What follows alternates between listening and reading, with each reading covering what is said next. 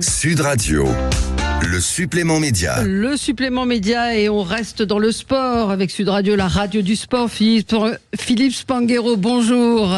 Merci d'être avec nous. Vous êtes consultant Sud Radio, ancien joueur de rugby. Et on va vous retrouver sur Sud Radio ce vendredi 28 juin en direct de Marseille. 19h-21h au cœur de la finale présentée par Alexandre Priam. 21h-23h la finale. Toulouse-Bordeaux-Bègles depuis le stade Vélodrome avec Daniel Herrero. Et puis l'après-match, 23h minuit, vous serez en direct depuis le Novotel Sofitel du Vieux-Port. Alors, la tension monte un peu, Philippe, comment vous vous sentez? Enfin, c'est pas vous qui jouez, mais vous vous préparez comme un sportif? Bonjour d'abord les amis. Oui, mais la tension monte forcément sur Sud Radio, la radio du rugby. On a vécu cette saison avec beaucoup d'intensité et c'est l'aboutissement. C'est forcément toujours particulier. Il n'y a pas beaucoup de surprises. On attendait Toulouse. Bordeaux a fait une belle saison aussi. Il y a eu un peu plus de surprises sur les phases finales concernant Bordeaux, mais c'est une belle finale. Très originale puisqu'elle se jouera à Marseille, Jeux Olympiques oblige, et on sait qu'à chaque fois l'ambiance à Marseille pour les matchs de rugby est exceptionnelle. Donc on a hâte bien sûr, et puis on retrouvera nos auditeurs et tous les gens qui nous écoutent dès 17h avec Daniel et Johan Huget à Marseille pour parler rugby et parler des enjeux de la finale avec les gens qui viendront nous rendre visite. Et puis à partir de 19h, comme vous le disiez, émission spéciale jusqu'à minuit. Est-ce que vous pensez que les Marseillais vont venir au stade Vélodrome, eux plutôt habitués au football, venir supporter le rugby? Et d'après vous, pour quelle équipe ils vont être? Alors je peux vous dire que oui, puisque c'est la folie pour les places. Je pense que j'ai jamais été harcelé pour des demandes de billets comme pour cette finale. Et pour la petite anecdote, en fait, c'est le stade Vélodrome, enfin l'Olympique de Marseille en direct, qui commercialise les hospitalités et qui m'appelle tous les 4 matins parce qu'ils ont des clients marseillais, des clients de l'Olympique de Marseille qui cherchent à tout prix des places pour assister à la finale. Donc c'est quoi qu'il arrive un grand événement. Alors pour qui seront les Marseillais? J'ai tendance à dire, sans être chauvin, Toulouse, parce que Toulouse vient de gagner la Coupe d'Europe, la Coupe d'Europe, la Champions Cup aujourd'hui, il y a quelques semaines. Elle a dans ses rangs Antoine Dupont, forcément, qui est la tête d'affiche du rugby en ce moment, le meilleur joueur du monde. Et donc, quand on n'est pas forcément supporter de rugby, le cœur penche, je dirais, plutôt pour Toulouse. Ouais. Et est-ce qu'on peut être commentateur sportif et être chauvin? Oui, alors c'est une vraie question. Je pense qu'il faut rester impartial. En tous les cas, moi j'essaie de l'être avec Johan Huget aussi, parce que on s'est connus au Stade Toulousain sous le maillot de Toulouse avec Johan dans la deuxième équipe en espoir. Après lui, il a forcément fait une grande carrière, mais malgré tout, on essaie d'avoir une grande objectivité. Alors peut-être que des fois à notre insu, on a quelques petits relents, mais je crois qu'on y travaille. Ouais. Alors moi, ce que je voulais savoir, c'est que vous me fassiez un pronostic, Philippe, du match. Alors, on sent Toulouse cette année quand même très au-dessus de ses adversaires, de tous les concurrents qu'ils ont pu affronter en top 14. Ils ont eu une petite piqûre de rappel en demi-finale contre La Rochelle parce qu'il manquait de compétition. Ils avaient passé l'étape des barrages puisqu'ils avaient été qualifiés directement en demi-finale. Après ce titre de champion d'Europe, il y a eu un petit sas de décompression qui n'a pas été forcément facile à digérer pour eux. Ils ont été en difficulté contre La Rochelle en première mi-temps, puis ensuite il y a eu des faits de jeu. Donc je pense que cette piqûre de rappel leur a fait prendre conscience qu'ils étaient aussi peut-être en danger, en fragilité, peut-être pas si au-dessus qu'ils le pensaient. Donc j'ai tendance à dire quand même que Toulouse a plus de force collective que cette équipe de l'UBB, plus d'expérience des grands rendez-vous aussi. Après, ce qui est beau dans le rugby et dans le sport en général, c'est l'incertitude et tous ces faits de jeu. On l'a vu en demi-finale. La Rochelle a eu 2 cartons rouges qui ont fait basculer complètement ce match. Donc si Toulouse se retrouve dans la même situation, pour des faits de jeu, ça va peut-être équilibrer certainement les forces, mais on sent quand même Toulouse vraiment très dominateur cette saison, comme ça a rarement été le cas sur une saison de top 14. On voit qu'actuellement, la vérification des matchs et le VAR est en train de changer le football. Hein. On l'a vu hier soir avec un demi-centimètre a fait que le pénalty qui avait été bien contré par l'équipe de France, et ben on a dû le rejouer et tant pis pour nous. Est-ce que le VAR est en train de changer le rugby également? Alors VAR, peut-être expliquer la vidéo. Oui, la vidéo arbitrage. La vidéo arbitrage. Alors, ça l'a déjà changé puisqu'en fait le rugby a été précurseur. On a démarré avec la VAR bien avant le foot. J'ai l'impression que ça a déjà pas mal fait évoluer les mentalités, avec peut-être un côté un peu vicieux de la chose, c'est que les arbitres se protègent beaucoup derrière ça, donc ça hache beaucoup le jeu. On demande l'arbitrage vidéo beaucoup plus souvent.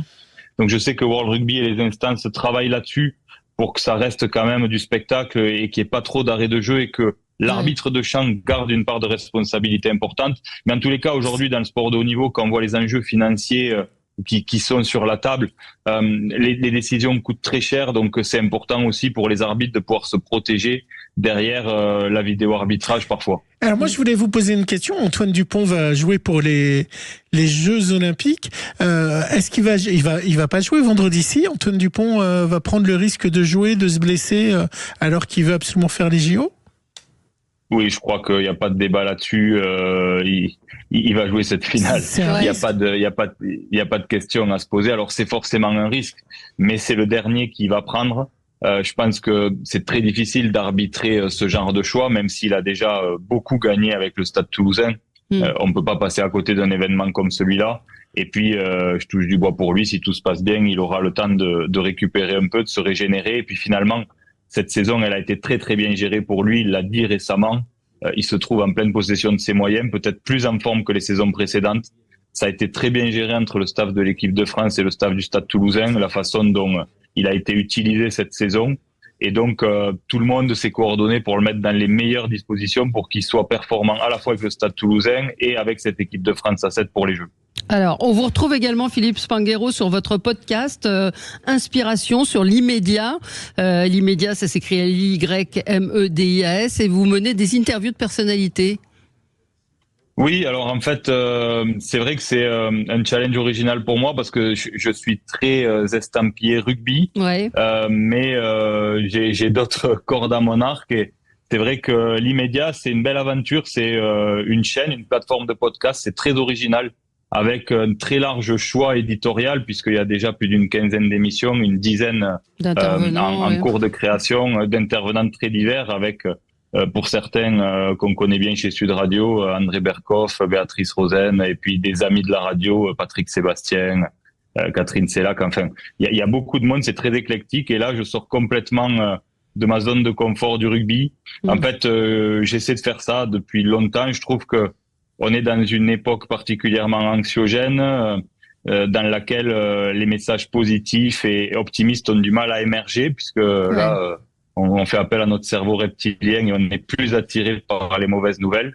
Et donc, j'essaie d'aller à la rencontre de personnalités d'horizons très différents, mais qui ont des beaux messages de vie à faire passer sur la résilience, sur le rapport aux autres, sur la façon de se positionner dans la société, le sens de l'engagement. Et tout ça, c'est très important pour moi. C'est un fil rouge avec le rugby, quelque part, parce que le sens de l'engagement, je l'ai appris dans le rugby. Et je crois que c'est une vérité absolue dans notre société, qu'on en a besoin plus que jamais. Et donc, j'essaie humblement, à petite échelle, de transmettre ce genre de message avec des personnalités que je reçois. Est-ce que vous avez repéré où vous allez faire la troisième mi-temps à Marseille? Alors, Marseille, c'est très compliqué parce qu'il y a vraiment des habitudes. Pour tout vous dire, là, en fait, maintenant, il y a un endroit qui s'appelle le Son des Guitares à Marseille, qui est un peu une institution. Et en fait, avec le temps, on est tellement habitué qu'il m'envoie un texto en général la semaine avant la finale en me disant « Bon, Philippe, vous serez combien ?» Parce que il faut anticiper. Et comme à chaque fois, on trouve du monde entre la sortie du stade et la route du Son des Guitares, on doit être 4 et puis on arrive à 12. Donc à chaque fois, ça les met un peu sous pression. Donc là, on anticipe. Mais ouais, la troisième mi-temps marseillaise est en général particulièrement agréable. Ah bah ouais, et c'est pas un mythe donc la troisième mi-temps dans le rugby. Non, c'est pas un mythe et ça fait partie, ça fait partie du folklore. Et puis honnêtement, c'est vrai qu'on a beaucoup de plaisir et c'est là où on voit que peut-être ce sport est particulier, mais on retrouve des copains contre qui on a joué, avec qui on a joué, et puis finalement on se retrouve tous ensemble et c'est vrai que c'est toujours des bons moments et ça fait partie de ce qui nous donne envie aussi d'aller les vivre sur place. Ouais. On va gagner des JO. Voilà. Je crois qu'on est en mesure de gagner les JO. Alors la poule de l'équipe de France A7 est tombée cette semaine, elle est difficile. Mais on a quand même beaucoup de certitudes cette saison. Le Qui vous rugby à fait 7 peur, français. Philippe? C'est toujours les Fidji principalement, oui. parce que le rugby à 7 ça va très vite. C'est 2 fois 7 minutes sur un fait de jeu, un match bascule. Mais cette équipe de France, elle attaque cette compétition avec un titre de champion du monde, ce qui n'était jamais arrivé, puisque sur la saison régulière, elle a gagné. Donc, elle a acquis quelques certitudes sur sa capacité à battre les meilleurs. Je pense que l'effet Dupont est indéniable. Je sais pas à quel point ça se mesure en pourcentage psychologique, mais ce qu'il a apporté de sérénité, de confiance à cette équipe, c'est énorme. On les a vus assez transformés sur le terrain. Ouais. Et donc, ils ont les cartes en main. Mais bon, forcément, ce qui change, c'est que ils seront attendus différemment. C'est-à-dire que il y a encore un an, cette équipe de France, elle était dans le top 5 mondial, mais pas plus.